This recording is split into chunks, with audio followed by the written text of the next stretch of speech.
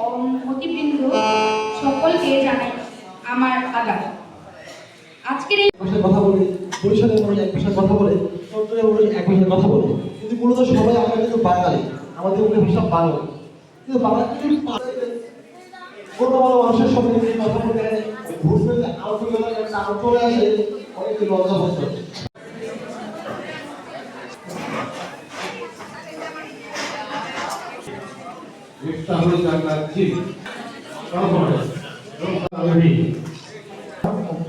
Commander জনাব মোহাম্মদ সরকার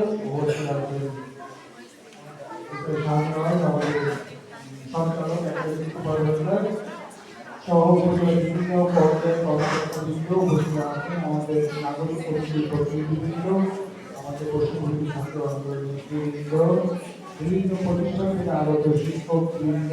তাহলে হয়তো আবার একাত্তরের ওই পরিবেশ তৈরি হতো, একাত্তরে যে চেতনা ছিল, মুক্তিযুদ্ধের যে চেতনা ছিল, সেই চেতনাটাকে যদি আমরা ধারণ করতে পারতাম, হয়তো 90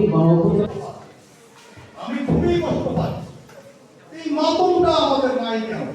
তাহলে নিশ্চয়ই আমরা যারা আজকে এখানে দাঁড়িয়ে বা এখানে বসে আছি, আমরা কি শিখবো? আমাদের নতুন প্রজন্ম কি, আমরা কি শিক্ষা হতাম? আমার ক্ষেত্রে আপনাদের কাছে পীড়িত হবে আমার আরেকটি কথা। আমি একটি জায়গায় আমাদের প্রেস ক্লাবের সাংবাদিক মানে প্রেস ক্লাবের সভাপতি উনি কিন্তু একটা শব্দ উচ্চারণ করেছেন, রেজিস্ট মুক্ত করেছে, রেজিম মুক্ত করেছে, তাদের জন্য আমরা ভূমি ধারণ করি, এই চেতনা আমরা ধারণ করি। আর আমি এই পরিদর্শনে সালাম বরকত রফিকতা অনেকেই নিহত হয় এবং তাদের প্রাণের বিনিময়ে আমাদের এবং আরো অনেকে গোটা পুরো রাষ্ট্রভাষা রূপান্তরের জন্য ঢাকা বিশ্ববিদ্যালয়ের ছাত্রছাত্রীরা সরকারি সরকারি বিরুদ্ধে দুবার আন্দোলন করেছে।